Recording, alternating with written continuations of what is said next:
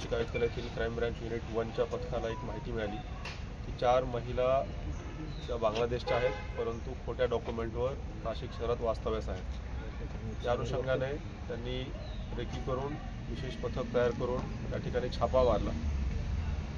तर त्या ठिकाणी असं आढळून आलं, अमृतधाम येथील एका पत्र्याच्या खोल्यामध्ये ह्या 4 महिला राहत होत्या. तर एका पुरुष व्यक्तीने त्यांना इथे भाड्याने आणलेलं होतं. त्यांच्याकडे त्यांच्या डॉक्युमेंटची चौकशी केली असता त्यांच्याकडचे जे डॉक्युमेंट्स आहेत, आधार कार्डसारखे, हे फेक डॉक्युमेंट आढळून आले. परत त्यांच्याविषयी गुन्हे शाखेच्या पथकानं अधिक चौकशी आणि तपास केल्यावर त्यांची खात्री पटली की ह्या 4ही महिला बांगलादेशी आहेत व आणखी एका व्यक्तीने, जो दास नावाचा व्यक्ती आहे, त्यांनी यांना खोटे डॉक्युमेंट बनवून दिले.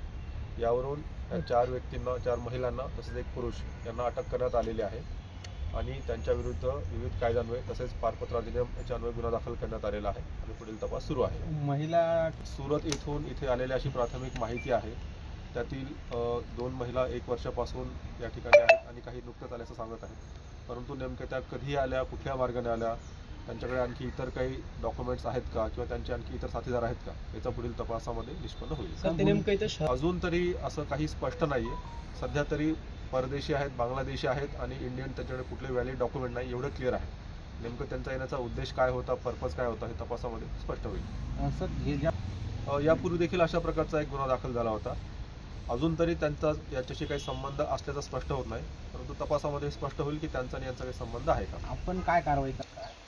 आता याच्यानंतर यांना मान्य न्यायालयापुढे हजर केलं जाईल आणि परत कोर्टाच्या निर्देशनाप्रमाणे पुढील डिपोटेशन वगैरे कारवाई होईल. सर, आहेत का किंवा पुरुष आहेत का बांगलादेश? सध्या तरी ह्या 4 महिला आपल्या निदर्शनास आलेल्या आहेत.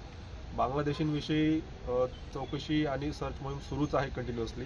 इतरही देखील ठिकाणी अशी सर्च मोहीम अजूनही सुरू आहे आणि जर अशा प्रकारचं कुणीही विदाउट डॉक्युमेंट सापडलं तर त्यांच्यावर देखील कारवाई केली जाईल. आपल्या तपासात सध्या तरी ह्या 4 जणींना इथे इंडियामध्ये आणण्यासाठी काही लोकांनी मदत केलेली आहे. त्यांची नावं देखील कळलेली आहे. त्यापैकी 1 जण आपल्या ताब्यामध्ये आहे. इतरही त्यांचे आणखी इंडियामध्ये आणण्यासाठी काही मदतनीस असू शकतात, त्यांचा देखील शोध घेतला जाईल. ज्या व्यक्तीने त्यांना इथे आणलेलं आहे भाड्याने, तर जो कोणी व्यक्ती आहे तर त्यांची देखील चौकशी करून त्यांच्यावर देखील जर शक्य झालं तर कारवाई केली जाईल. ओके.